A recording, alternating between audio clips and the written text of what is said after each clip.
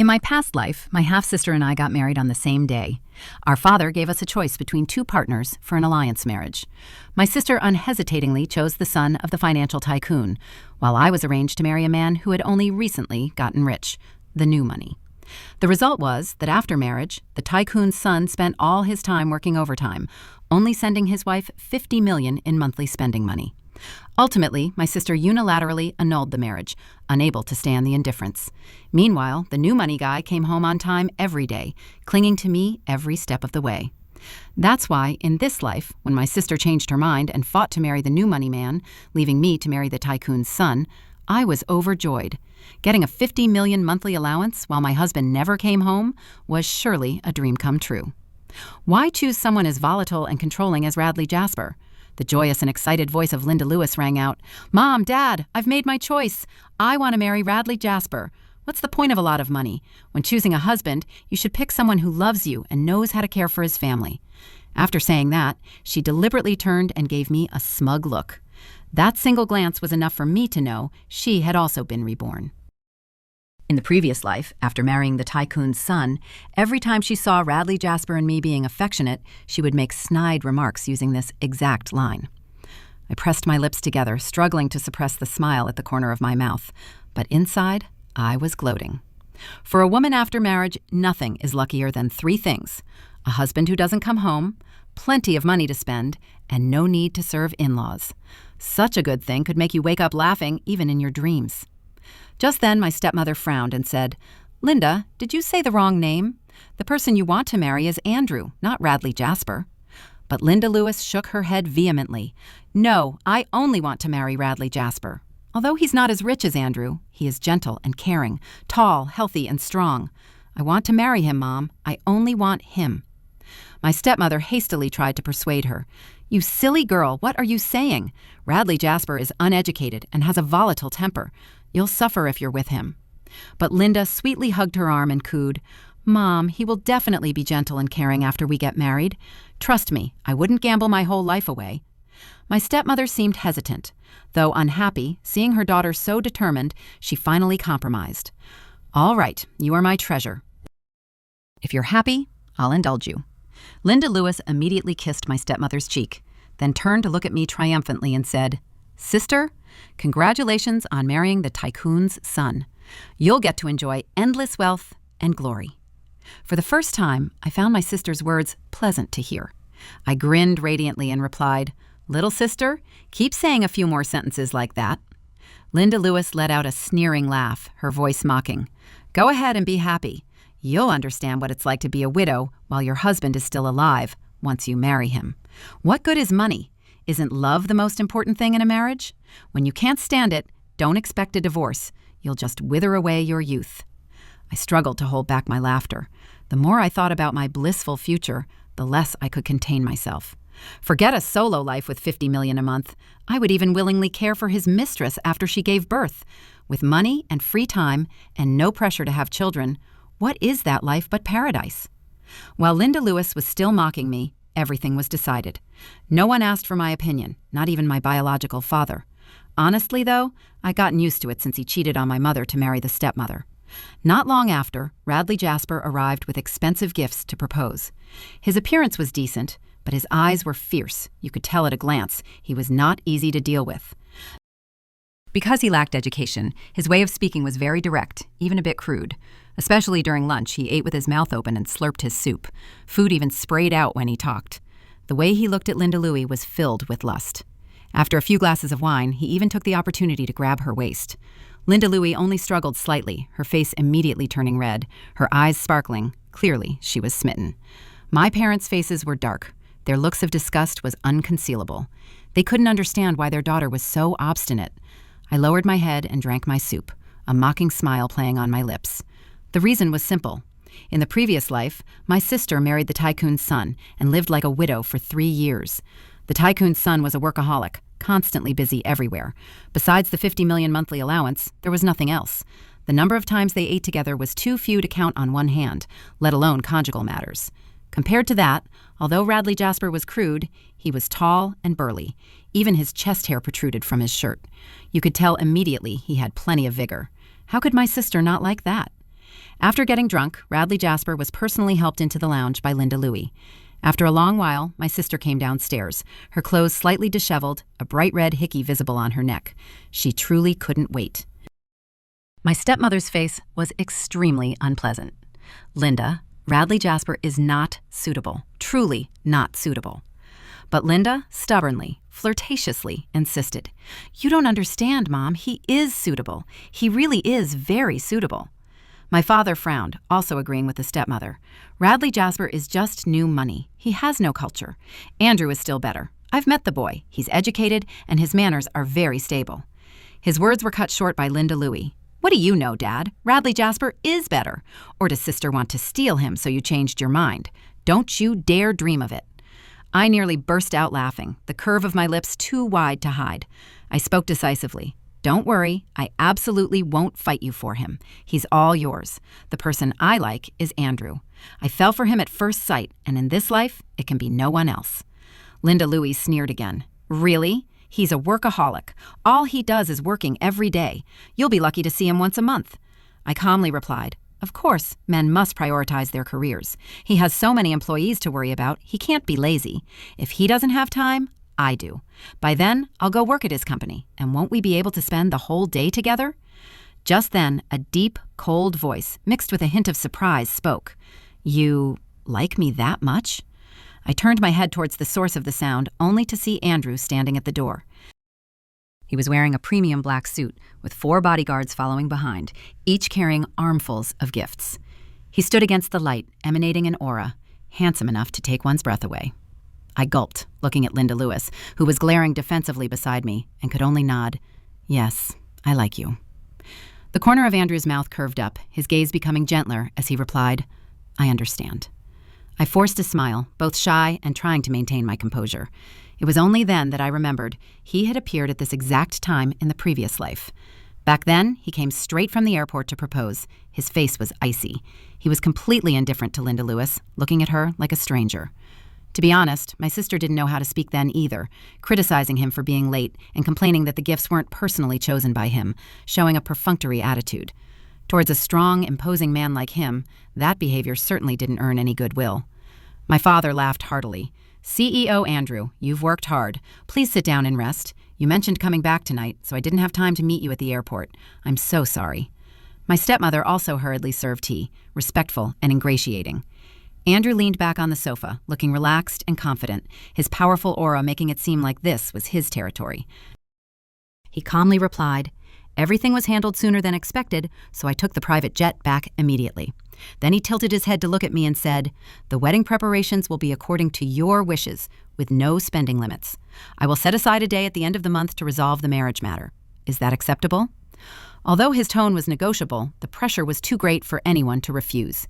In the previous life, Linda Louie had the most extravagant wedding, costing $10 billion, which shook the city and invited all the upper class, causing my father's company stock to soar. But in this life, I just smiled and said, "You're so busy, there's no need for a big wedding. We can just go register our marriage." A flicker of surprise passed through Andrew's eyes. My father immediately brushed it aside. "Absolutely not. How can there be no wedding? A ceremony must be held." I deliberately acted innocent. "But he's so busy. Marriage is just a symbolic ritual. It's expensive, troublesome, and time-consuming. It's truly unnecessary. I prefer simplicity. As long as we have the marriage certificate and a private dinner for 2 in the evening, that's enough." His gaze held a hint of tenderness as he looked at me, and he complimented me. "All right, we'll listen to you. I will dedicate a whole day to you then." My face flushed slightly, pretending to be shy. The corner of his mouth curved up, and he seemed to be in a very good mood. He continued, "I didn't know what you like, so I bought a few different styles of handbags. Is there a type you prefer?" It seemed my attitude just now pleased him enough for him to proactively ask about my preferences. I happily replied, "Just receiving a gift makes me very happy. I'm not picky at all. Thank you." His gaze became even more satisfied. How could a man reject a girl who was neither greedy nor difficult to please? After sitting for 5 more minutes, he stood up and left. True to his reputation as a tycoon, all the gifts were limited editions. My stepmother, unwrapping a gift, sighed regretfully. Such a good man should have been my daughter's husband. She would surely enjoy endless wealth and glory. Linda Louise sneered. Her face was full of sarcasm. "So what if he has money? You barely see him once a year. It's no different from being a widow while your husband is still alive. Radley Jasper has money and doesn't need to work, so he can be with me all day. That's the best." My stepmother nodded, finding her words reasonable. It was too late to change her mind now anyway, as they had all witnessed Andrew's obvious satisfaction with me. My father started to get angry and reprimanded me. "You jinx! Who gave you permission to say no to a wedding? Call him later and say you regret it. The wedding must be grand. Let the whole world know I am the Tycoon's father-in-law. Do you know how many projects I can negotiate and how much money I can make then?" I glanced at my stepmother and Linda Lewis, who were still dividing the gifts, and smiled mockingly. "Then I'll tell him to host a truly extravagant one, so everyone knows I'm living well and have married the Tycoon." Predictably, the vain Linda Lewis immediately objected. "Dad, you better not make it so grand. Then no one will care about my wedding anymore." My stepmother chimed in. "That's right. Everyone will find out we have a Tycoon son-in-law sooner or later anyway. No need to rush." My father, who typically yielded to emotion, hesitated for a moment and then nodded in agreement. Linda Lewis turned to me with a triumphant, provocative smile. I merely curled my lips into a cold smile. Radley Jasper might be easy to manipulate, but his family was not easy to deal with. After the marriage, Linda Lewis would endure long-term suffering. Because the Jasper family lacked financial depth, Linda Lewis eventually had to put in over $30 million of her own money to make her wedding look somewhat luxurious. Yet even so, Radley Jasper's mother and sister were still dissatisfied, accusing her of being ostentatious and wasteful. They were already petty, and having a reason only made them worse. Radley Jasper wasn't the type of man who completely obeyed his mother, but he was passive and refused to intervene, causing Linda Lewis even more distress. Yet she was oblivious to her misery, happily bragging to me, "A woman must have a romantic and splendid wedding, or her whole life is wasted. As for you, even if you marry a rich man, you'll just be a widow holding on to money. Sister, I truly pity you." I feigned seriousness and agreed. "You're right. I'm truly jealous of you. Your husband is with you every day. Your affection is strong. It's truly enviable." Linda Louise said smugly, "It's good that you know."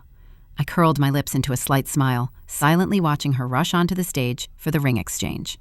Before they even got to the bride and groom's kiss segment, Radley Jasper tightly embraced Linda Louise and kissed her ravenously, slobbering all over the place. If not for the MC's quick reaction, he would have reached into her wedding dress. Linda Louise didn't avoid him at all, wrapping her arms around his neck and passionately reciprocating. The entire ballroom of guests was wide-eyed in astonishment. My father and stepmother's faces were flushed with shame, as they had always tried to build the image of a pure young lady for Linda Louise. Alas, people shouldn't pretend to be too virtuous, or they'll be slapped in the face so miserably. As soon as the wedding ended, I received a call from Andrew. His voice was deep, cold, and mixed with a hint of fatigue. "What kind of wedding do you want to have?" I was slightly stunned and asked back doubtfully, "Didn't we make it clear we wouldn't have a wedding?" I was afraid he had changed his mind, so I quickly added, "You're so busy. A party is truly unnecessary. It's tiring and meaningless." My tone was resolute and firm.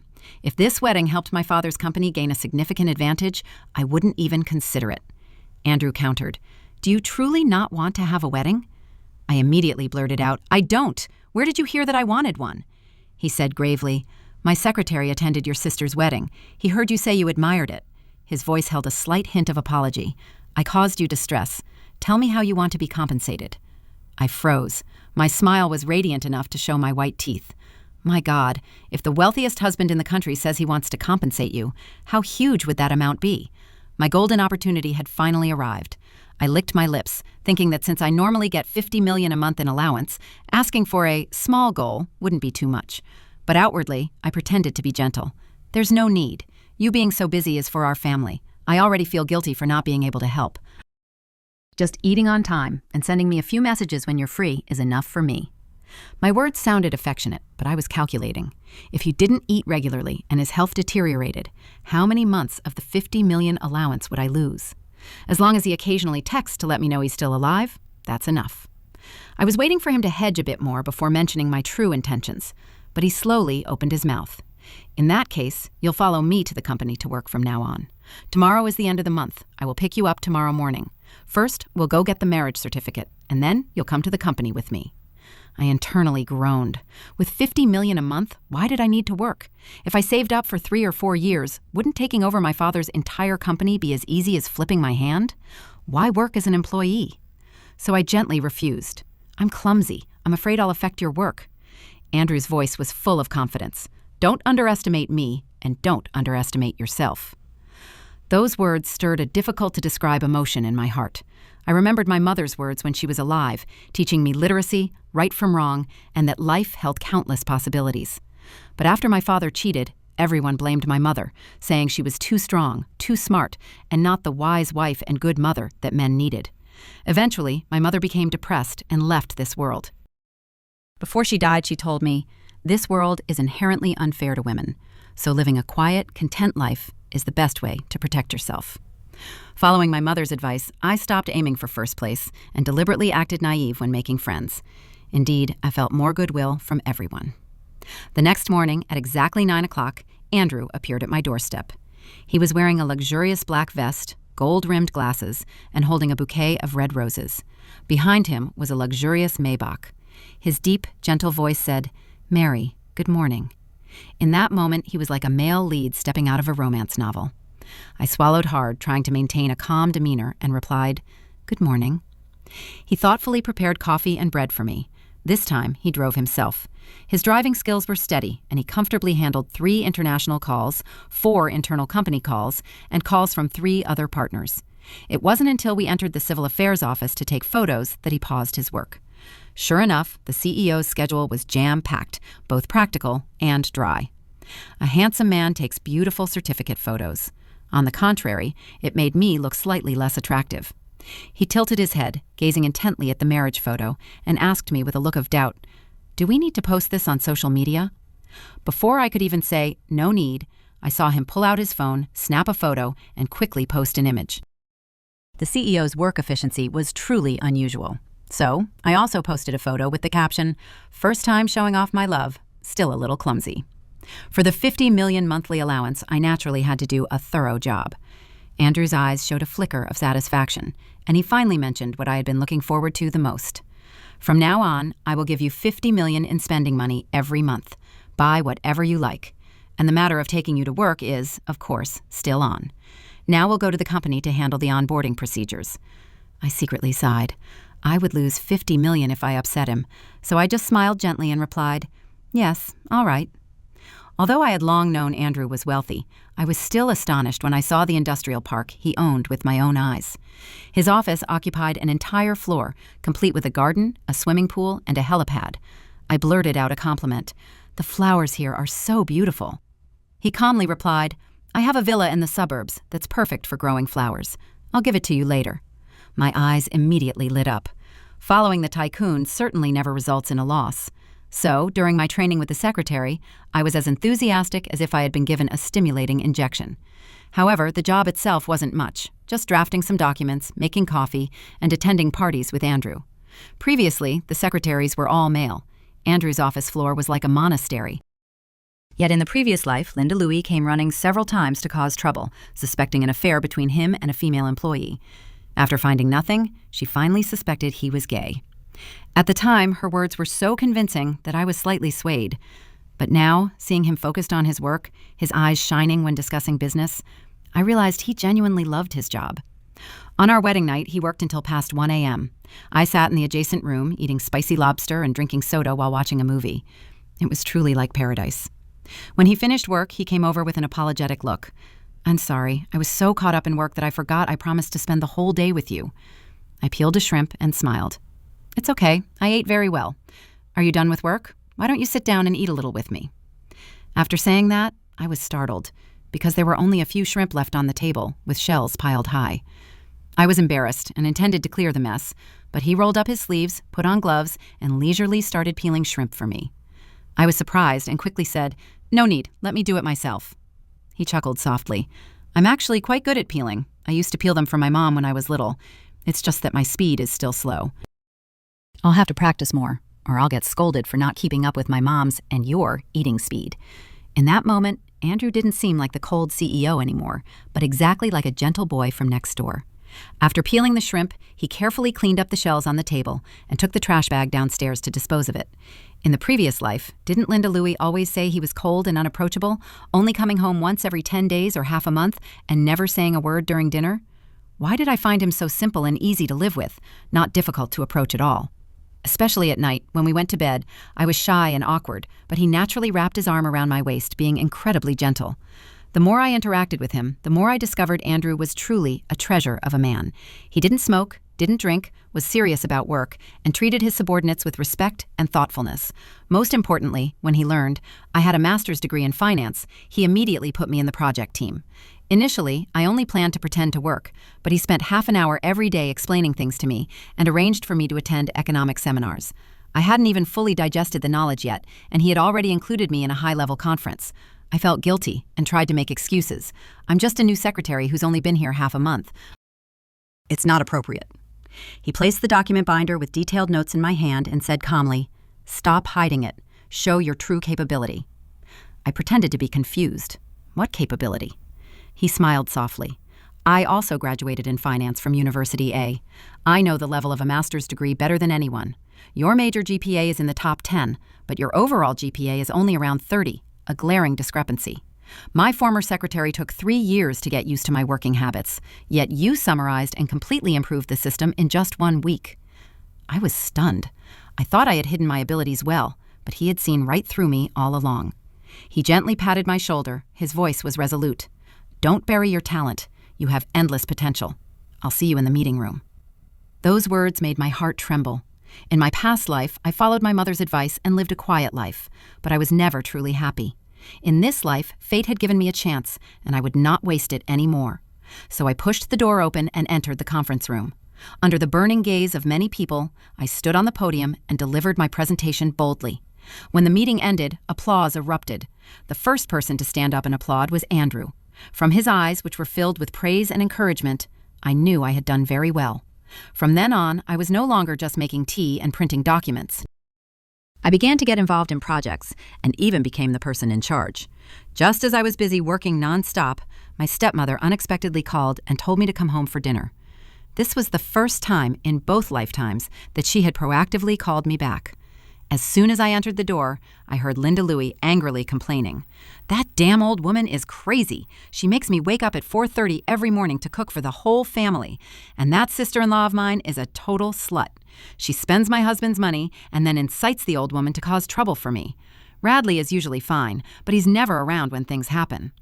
Linda Louie had been pampered since childhood.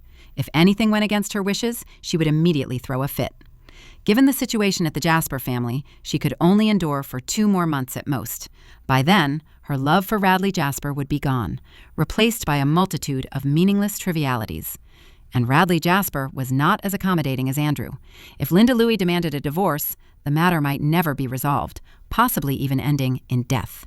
My stepmother's face turned red with anger, listening to her beloved daughter's complaints. As soon as she saw me walk in, she rushed forward and scolded me like an unwelcome hanger-on. "You useless thing! We raised you, and now that you're married, you never come home. Your whole family is being bullied like this, and you're still indifferent. What good is marrying a tycoon? You're worthless." My father sat on the sofa, his eyes closed. His expression was icy. Linda Lewis glared at me smugly, treating this as the normal state of affairs in the house. But I was no longer the girl I used to be. I curled my lips into a smile, speaking with both sarcasm and disdain. "Why don't you look at your own daughter? Who is the worthless one? She chose her husband herself. If you didn't raise her well, who is there to blame? Why don't you ask yourself that first?" The atmosphere in the room went silent for a few seconds, then exploded as my father roared, "Mary Lewis, who taught you to speak like that? Apologize to your mother and sister immediately." I just gave a cold laugh, challenging him. "I apologize? Was anything I said wrong? You are the one who should apologize. You watch them trample all over me and don't even open your mouth to intervene. Being a father like this is truly brilliant." My father's face turned white with rage, his veins popping. He looked at me as if he wanted to devour me whole. He rushed forward to slap me. I swiftly pulled Linda Lewis in front of me to block the blow. My father's strength was too great. It sent her flying, causing her to fall face first. Her head hit the tea table, and she screamed in pain. The entire villa shook with Linda Lewis's cries. Blood covered her forehead. My father cursed. "You animal! You dare to defy me!" He rushed at me like a madman, intent on beating me to death. My stepmother stood, blocking my escape route. Her face was fierce. I was mentally prepared to be beaten, go to the hospital for injury assessment, and then call the police, when the main door suddenly burst open and Andrew appeared.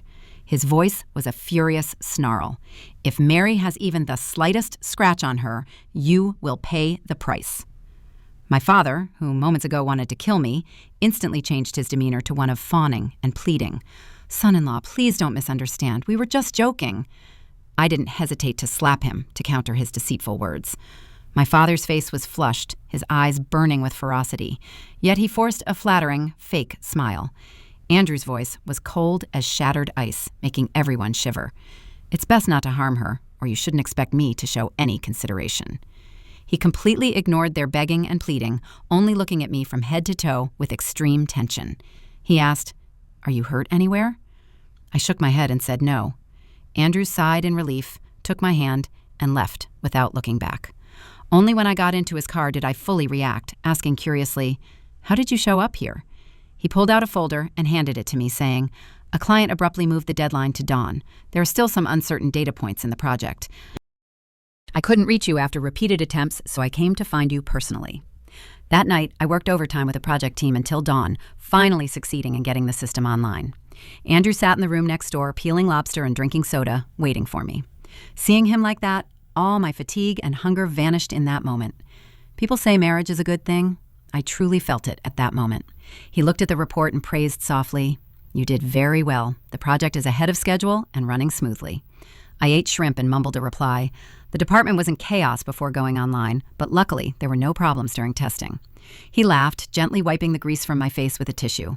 Seeing that I still looked hungry after finishing a bowl of shrimp, he suggested, "Tomorrow is the weekend. We can sleep in. How about we go out for barbecue now?" My eyes immediately lit up and I replied, "Sounds great." Since I started working with him, I haven't had a single day off. Buying shares in my father's company was done during my free time. I didn't care about the price, as money wasn't an issue. Now, I also had the ability to earn money. Even if Andrew stopped giving me an allowance, I wouldn't be afraid. Ironically, while we were at the barbecue place waiting for Andrew to order, I ran into Radley Jasper and Linda Lewis. Radley Jasper was with 7 or 8 burly men, drinking, smoking, and incessantly talking crudely. Linda Louie, who usually dressed impeccably, now looked haggard. She was wearing overly revealing, flirtatious clothes, looking exactly like a beer waitress, constantly pouring drinks for them. Radley Jasper was a playboy. He had plenty of money and women around him. Radley Jasper only cared that a woman wasn't too ugly, or even when the lights were off, looks didn't matter. That's why, shortly after marrying, he lost interest in Linda Louie and went out to seek pleasure. Linda Louie had to humble herself, acting cheap to hold on to him. Yet, upon seeing me, she still pretended to be superior. She ran over and boasted, "Sister, you must be lonely eating barbecue all by yourself this late at night, right?" I rested my chin on my hand and gave a faint smile. "You, pouring drinks for several men all by yourself, are definitely not lonely." Linda's face immediately flushed. "What nonsense are you talking about? I'm with my husband. I'm not like you. You're married, yet it's as if you're not. You barely see him once a month. So what if you have money? You still live like a widow while your husband is still alive. You have never known what a woman's happiness is. How pitiful." A deep, cold male voice rang out from behind. "What's pitiful?" It was Andrew. He had returned after ordering. He held a cup of milk tea and several snacks in his hand. Linda Louie was stunned. Her face was full of disbelief. How are you here?" Andrew slightly frowned and replied, "I'm having a late-night meal with my wife. Is there anything strange about that?" With that, he opened the food box, inserted the straw into the milk teacup, and handed it to me. His actions were practiced and natural. He even took a hair tie from his pocket and gave it to me to tie up my hair. Linda Lewis looked at him as if he were an alien. In the previous life, she wouldn't even dare to dream of Andrew being this gentle and thoughtful. The reason for his affection toward me stemmed from our meeting at my house, when I told him I fell for him at first sight and supported his career. My competence and character satisfied him. Everything naturally progressed into true love and marriage. Linda Lewis was furious, seeing Andrew peeling shrimp for me. She clutched her head, muttering about why I always seemed to have it better than her.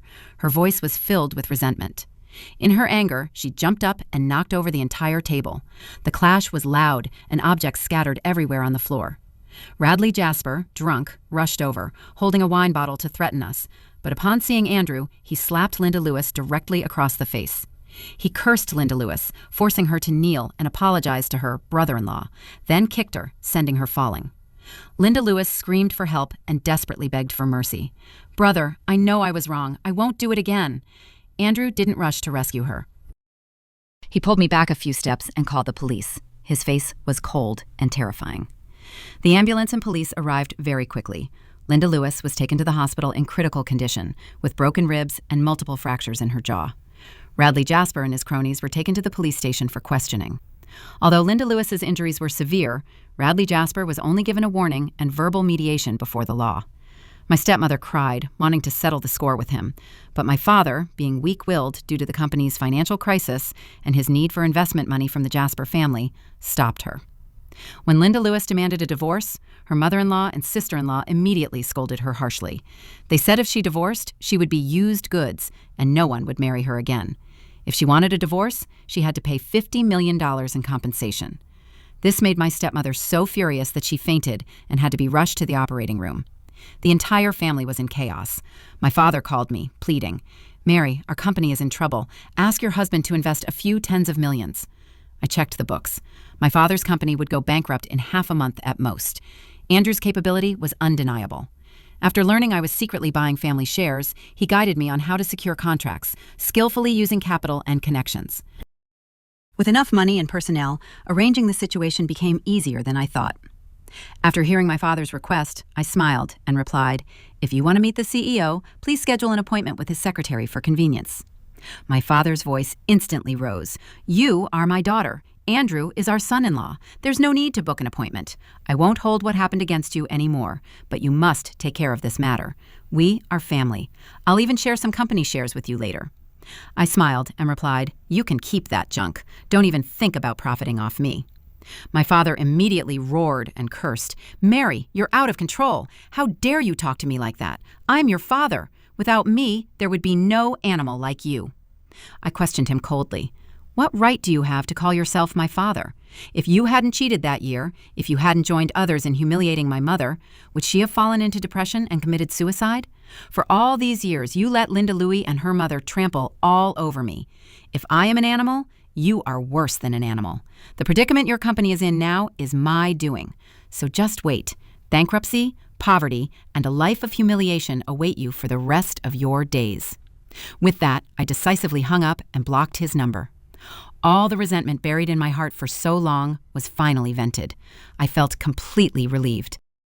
On Radley Jasper's side, he still refused to divorce Linda Lewis, but all his capital was controlled by Andrew, so my father couldn't even get a penny from him. My father tried to borrow from the bank, but was refused. He tried to borrow from friends, but was also rejected. Eventually, he had to resort to high-interest loans and quickly fell deep into colossal debt. My stepmother took all the money in the house and fled with Linda Lewis, but they were intercepted by Radley Jasper and his gang on the road. He and his thugs forcibly took back both the money and the people. My stepmother was beaten half to death and dumped on an overpass. Her kidney ruptured, and she had to live with a urinary drainage bag for the rest of her life. She tried to sue, but the Jasper family was gangster-like, so she was beaten a few more times. Eventually, without money for treatment, she slowly died in a shabby rented room. My father was hunted by the loan sharks. They didn't kill him, but they ensured he never knew peace for the rest of his life. 3 years later, I became the CEO of a listed company, which was my father's dilapidated company. I reinvested, injecting capital and personnel, and it finally blossomed. I also officially changed my last name from Mary Lewis to Mary Julia, using my mother's surname. On that very day, Linda Lewis went insane and set the Jasper family's mansion on fire. The entire Jasper family died in the blaze. When examined, Linda Lewis was diagnosed with a mental illness. Her body was covered in gruesome scars and humiliating tattoos. Since my father's bankruptcy, Linda Lewis's support system collapsed. Her mother-in-law and sister-in-law, who already intensely hated her, became even more overbearing and abusive. Radley Jasper was an incessant alcoholic and abuser. Linda Lewis's status in the Jasper family was lower than dirt. I made the effort to visit her in the mental institution once. Linda Lewis was completely mad. Her right hand was necrotic and her mouth couldn't close, drooling constantly. Yet when she saw me, she still screamed. Her eyes were full of hatred, as if cursing me. I just gave a cold smile. Linda Lewis had 2 chances to choose, yet both times she self-destructed. Trash truly remains trash. Stepping out of the institution, I immediately saw the familiar car parked outside the gate. The car door opened, and Andrew's 183-centimeter long legs stepped out. He was, as always, impeccably dressed in a high-end black suit, white shirt, and neat tie. He walked toward me and said in a deep voice, "You once said you wanted to try your hand at the cosmetics industry. Tonight, at 7 p.m., I've prepared a meeting for you." I looked up at him and laughed softly. Who said marrying a workaholic husband was a bad thing? He pulled me along, forcing me to become more capable and stronger, conquering new heights together. He understood the true value of life, so his affections were always sincere and gentle. He helped me find myself and become the person I wanted to be, allowing me to gaze at the mountains and rivers of the world and feel that this life was truly worth living.